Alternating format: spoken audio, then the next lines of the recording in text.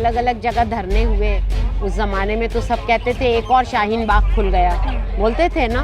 तो हाँ, सिंबल तो बन गया है। ठीक है ना, उनको सिर्फ भड़काने और भड़काऊ भाषण देने से फुर्सत हो तब तो वो तमीज़ की बात करेंगे। इस एमसीडी की इतनी हिम्मत, इतनी औकात है कि उस अतिक्रमण के खिलाफ बुलडोज़र चलाएं, उन पॉश कॉलोनियों के अतिक्रमण के खिलाफ बुलडोज़र चलाएं। वो रोज़गार देना तो दूर की बात है, उल्टा रोज़गार छीन रहे हैं अतिक्रमण के नाम पे लोगों के घर तोड़कर। जी, आज जो एलजी हाउस का घेराव था बुलडोजर को लेकर, लेकिन भारतीय जनता पार्टी लगता है कितना कुछ होने के बावजूद भी ये बुलडोजर की जो राजनीति है वो उससे बैकफुट पे नजर आएगी। देखिए, भारतीय जनता पार्टी की सरकार क्या करेगी और क्या नहीं, ये तो मैं बता नहीं सकती, क्योंकि मैं तो उनकी सरकार का हिस्सा नहीं हूँ। लेकिन ये कह सकती हूँ कि इस बुलडोज़र की राजनीति के खिलाफ हमारा संघर्ष जारी रहेगा, ये कह सकती हूँ आपको। मैम, ये नहीं कि जैसे कि जहाँ पे बुलडोज़र चल रहे हैं वहाँ पर तो कोई विरोध नहीं होता, लेकिन हम अलग जगह पे करते हैं, तो क्या इसका असर पड़ेगा वहाँ पे? मतलब देखिए, आप संघर्ष की कई नौइयत होती है, कई तरीक़े से संघर्ष होते हैं। संघर्ष होना चाहिए, बेसिक बात ये है। कहाँ हो रहा है, किस तरह हो रहा है। अब देखिए, शाहीन बाग का संघर्ष कैसा था, वहाँ पर बुलडोज़र आए, वहाँ पर बुलडोज़र आया, बुलडोज़र कुछ कर नहीं पाया क्योंकि वहाँ लोग इकट्ठा हो गए और वहाँ तोड़ने के लिए कुछ था नहीं, क्योंकि वो लोग पहले से सब कुछ। मुद्दा ये था कि वहाँ पे तोड़ने के लिए कुछ नहीं था। एग्जैक्टली, तो वो भी एक तरह का संघर्ष है मैडम, वो भी एक तरह का संघर्ष है, ठीक है ना। तो मैंने कहा ना, संघर्ष के अलग अलग तौर तरीक़े होते हैं। ये उनका hats off to Shaheen Bagh and the people of Shaheen Bagh. लेकिन मैम, वहाँ जब तोड़ने के लिए कुछ था ही नहीं, तो क्या आपको लगता है कि वो सिर्फ एक डर का माहौल बनाने के लिए गए? एग्जैक्टली, वो वहाँ पर एक स्टेटमेंट दे रहे थे कि हम ये करेंगे, ये बुलडोज़र हम इनके खिलाफ लाए हैं। जिस तरह से मीडिया कवरेज दी गई और पूरा शाहीन बाग में पूरा मीडिया जमा हो गया, उस तरह से कल और भी जगह अतिक्रमण के खिलाफ कार्रवाई हुई है, तो हमें उस तरह का मीडिया कवरेज नहीं देखा जिस तरह के शाहीन बाग में था। तो एक तरह से पूरे देश में शाहीन बाग को सिंबल बनाने की कोशिश की जा रही है कि कोई अगर हमारे विरोध में आएगा तो हम उसे ऐसे टारगेट करेंगे। बिल्कुल, शाहीन बाग तो वैसे भी CAA के बाद एक सिंबल बन ही गया है। इनफैक्ट आपको तो मालूम होगा, जब अलग अलग जगह धरने हुए, उस ज़माने में तो सब कहते थे एक और शाहीन बाग खुल गया, बोलते थे ना। तो हाँ, सिंबल तो बन गया है। नहीं तो बीजेपी भी तो कहती है कि अब और शाहीन बाग नहीं बनने देंगे। हाँ। तो उनके नज़रिए से अगर हम देखें तो शाहीन बाग तो उनके लिए खतरे का संकेत है। उनके नज़रिए से मैं क्यों देखूं, वो अपने नज़रिए से देखें। हाँ, उनको तो डर लगता है, लोगों के संघर्ष से हर किसी सरकार को डर लगता है, और डर इसलिए लगता है कि वो जानते हैं कि संघर्ष में बहुत बड़ी ताकत होती है। आप जिस शाहीन बाग की बात करें, जहाँ शाहीन बाग में बुलडोजर हटाए, कपिल मिश्रा कह रहे हैं कि ये मिनी पाकिस्तान है, और मुझे इस बात का खेद है कि वहाँ बुलडोजर जो है पहुँच नहीं पाया, कुछ इंक्रोचमेंट को हटा नहीं पाया, वो मिनी पाकिस्तान था। देखिए, नंबर एक, कपिल मिश्रा क्या कहते हैं, हाँ सॉरी, मैं तो बहुत शराफत से बात कर रही हूँ उनके बारे में, लेकिन कपिल नहीं, मैं अपना कल्चर नहीं खो सकती। तो कपिल मिश्रा क्या कहते हैं शाहीन बाग के बारे में, वो कपिल मिश्रा जाने। उन्हें सिर्फ नफरत करने और भड़काऊ, ठीक है ना, उनको सिर्फ भड़काने और भड़काऊ भाषण देने से फुर्सत हो तब तो वो तमीज़ की बात करेंगे, ठीक है। और उनको अगर लगता है कि वो मिनी पाकिस्तान है, तो उनको मालूम होना चाहिए कि इस देश में करोड़ों मुसलमान हैं, ठीक है ना। और इस देश में करोड़ों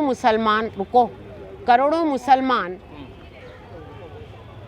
मिल बांट के रहते आए हैं, हाँ, और वो भड़काने की कोशिश कर रहे हैं। जहांगीरपुरी में भी जब हम गए, उन्होंने बताया 40 साल से जब से जहांगीरपुरी बसा है, आज तक दंगा तो दूर की बात, यहाँ झड़प भी नहीं हुई। हिंदुओं ने भी बताया और मुसलमान ने भी। अब अगर ये हाल है तो उससे तो कपिल मिश्रा जैसे लोग डरेंगे ही ना।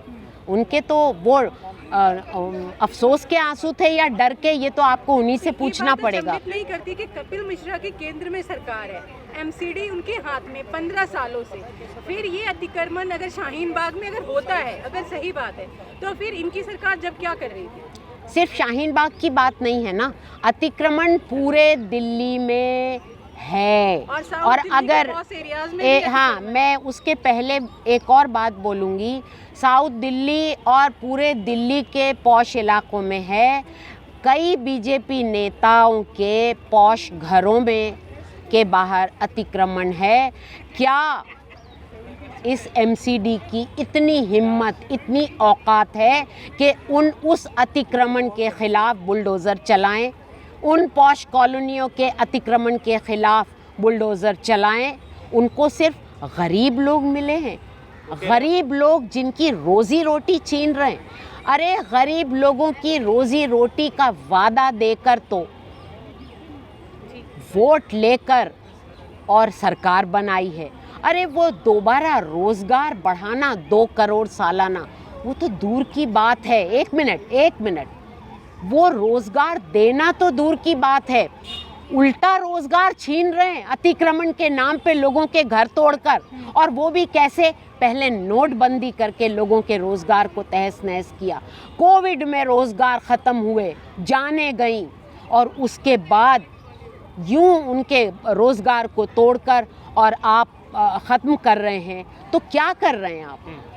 वो कह रहे हैं, जो आप पॉस एरिया की लगातार बात कर रहे हैं, वो कह रहे हैं पॉस एरिया में बांग्लादेशी रोहिंग्या नहीं है, इसलिए वहाँ पर बुलडोजर नहीं चल रहा है, इंक्रूचमेंट नहीं हो रहा है। रोहिंग्या जहांगीरपुरी शाहीन बाग में सबसे ज़्यादा है, बांग्लादेशी है वहाँ पे, इसलिए उसको मिनी पाकिस्तान बुलडोजर की बात आ रही है उसमें। एक बात बोलूँ आपको, 40 साल से वहाँ जहांगीरपुरी में लोग रह रहे हैं, और जब वोट लेना होता है तो उन्हीं के हाथ जोड़ के पाँव पड़ के उनके वोट मांगते हैं।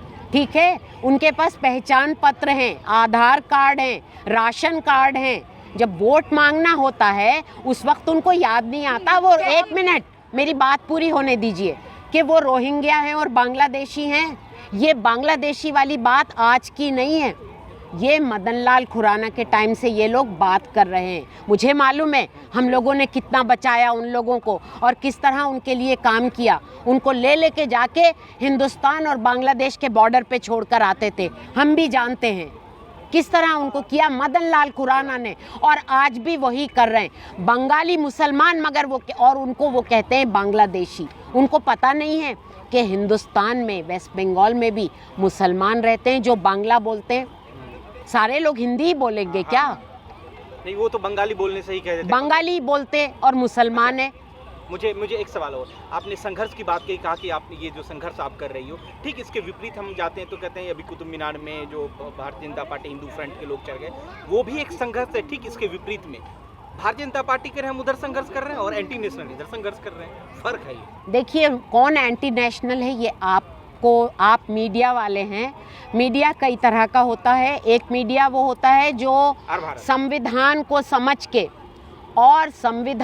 समझ के तय करता है कि क्या कॉन्स्टिट्यूशनल है और क्या कॉन्स्टिट्यूशनल नहीं है। अगर नंगी तलवारें लेकर बग़ैर परमिशन के हनुमान के नाम पर नफ़रत फैलाना और लोगों को गाली देना और बेहुदा नारे लगाना, वो अगर कॉन्स्टिट्यूशनल और नेशनल है, राष्ट्रभक्ति है, तो ऐसी राष्ट्रभक्ति उनको मुबारक हो।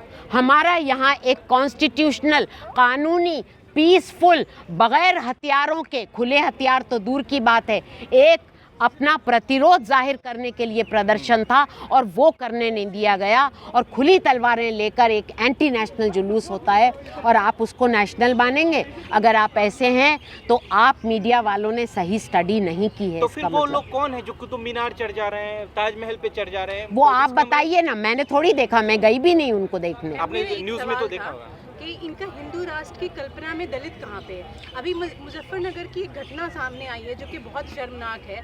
मुजफ्फरनगर के खुर्द गांव में एक मुनादी होती है कि अगर कोई भी व्यक्ति उनके समाधि स्थल या खेत पे आएगा तो 5,000 जुर्माना और 50 जूते मारे जाएंगे। तो इनके जो हिंदू राष्ट्र की कल्पना है उसमें कहाँ है दलित? हम लोग बिल्कुल, एक बात बताऊं, हिंदू राष्ट्र जो है वो सिर्फ मुस्लिम विरोधी नहीं है मुस्लिम विरोधी, क्रिश्चियन विरोधी, लेकिन वो दलित विरोधी भी है, वो महिला विरोधी भी है, वो गरीब विरोधी भी है। वो सिर्फ सवर्ण हिंदू मेल का हिंदू राष्ट्र है, ये आपको समझना होगा। तो ये कॉन्ट्रडिक्शन लाता है ना, कहते हैं जब वोट कॉन्ट्रडिक्शन लेना होता नहीं है। सारे हिंदू एक हैं। नहीं, वो वोट लेना होता है तब मुसलमानों का भी वोट मांगते हैं। वोट तो सबसे मांगेंगे, वोट तो सबसे मांगेंगे। राज जो करना है उनको, राज करना है तो वोट 30 सबका और मांग। 80 की बात जो करते हैं तो 80 में तो दलित भी आते हैं ना। 80 में दलित आते हैं, बिल्कुल आते हैं। दलितों का संघर्ष भी और जारी है। स्वर्ण से ज्यादा तो हमारा दलित और ओबीसी समाज है। जी हाँ, तो फिर उसको छोड़ के वो कैसे हिंदू राष्ट्र की कल्पना अब बिल्कुल। और इसीलिए हम कहते हैं कि उनके ये हिंदू राष्ट्र की कल्पना, एक हम उनको चैलेंज करते हैं कि उनके हिंदू राष्ट्र की कल्पना कामयाब नहीं होगी। तो हिंदू राष्ट्र में भी नहीं तो होने शासक, देंगे। हम बिल्कुल नहीं होने हिंदू देंगे। राष्ट्र में भी तो शासक और शोषक चाहिए ना उनको, तो ये उसकी कल्पना है। हाँ, ये उनकी कल्पना होगी, आप उन्हीं से पूछिए वो लोग जाके। तो ज्यादा है ना जो हिंदू राष्ट्र की लगातार करे 25 में 100 साल पूरा होगा आरएसएस का, झंडा लहरा देंगे। देखते हैं ना भगवा हम भी। झंडा लहरा देंगे हाँ, लाल देखते किले हैं। पे। हमारा संघर्ष फिर भी जारी रहेगा। लाल किले पे झंडा लहराने के बाद भी हाँ, हमेशा जारी रहेगा, क्योंकि हम नहीं मानेंगे ना उस चीज़ को। हिंदू राष्ट्र को नहीं मानेंगे, क्योंकि हिंदुस्तान जो है वो हिंदू राष्ट्र नहीं है। हिंदुस्तान एक सेक्युलर डेमोक्रेसी है, ये हम मानते हैं और हम उसी को बहाल करने के लिए संघर्ष करते रहेंगे।